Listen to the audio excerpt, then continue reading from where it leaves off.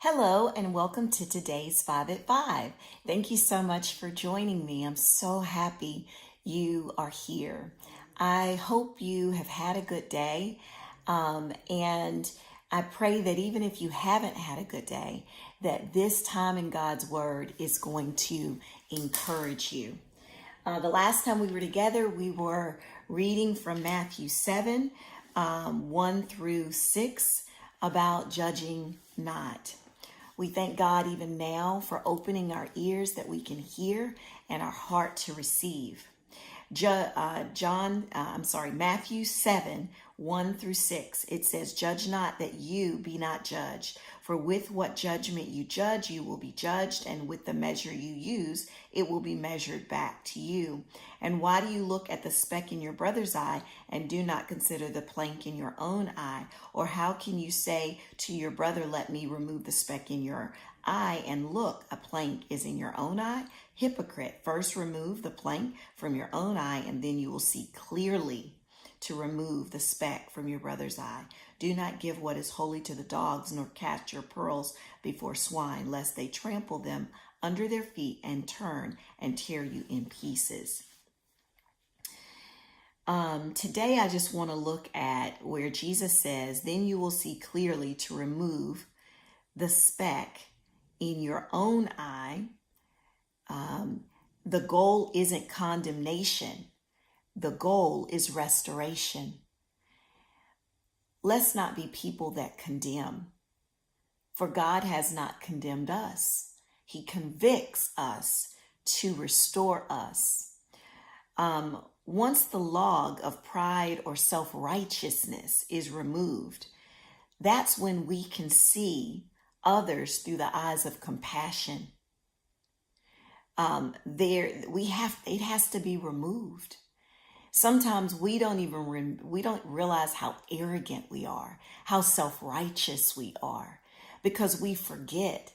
We've been walking with the Lord and we feel good about ourselves, or I'm reading my Bible, I go to church, all the things that we write on our checklist. To check, I'm good. To check, I'm righteous. To check. But, this is a matter of the heart.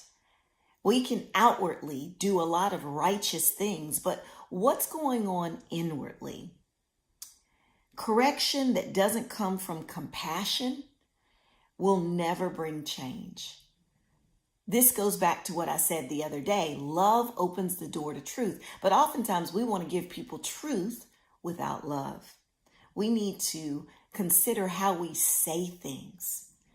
Oftentimes it's all in how we say it. James 5:19 and 20. He who turns a sinner from the error of his ways will save his soul from death. I think these things are so important. What kind of compassion do you offer others? Or is it just, well, you need to do this and you need to get this right. What's wrong with you? And, or looking at them with our nose in the air, our head up, looking down on them. That's not what God has called us to do. That log of pride and self-righteousness has to be removed. We have to ask God, show me. Every day we need to be asking God, help us to examine our hearts, Lord, because there's stuff that's not okay. And then verse 6, I looked at verse 6. I'm like, Lord, how does that come together? We go from do not judge and to not judge others and all that. Now we go here, do not give what is holy to the dogs, nor cast your pearls before swine, lest they trample them under their feet and turn and tear you in pieces. Here Jesus teaches balance, right? We must not be undiscerning in sharing truth. We need to discern. Some will not value what is holy. The dogs and pigs, that imagery represents those who mock or trample what is sacred. That isn't name calling, it's spiritual caution. Okay? So we are to love everyone, but use discernment about where and when to share deep truth. Again, going back to making sure that that log is out of our eye, we need to be able to see clearly, right? So wisdom knows when to speak and wisdom knows when to step back. Proverbs 9:7-8 says, whoever corrects a mocker invites insults. So Jesus calls us to humble self-examination. Let us examine ourselves so that there can be gracious restoration. We need restoration just like others.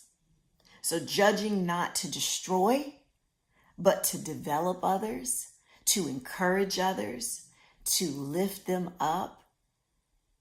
These are the things God has called us to do. I pray that this word resonates with you. I pray that it takes deep root in your life.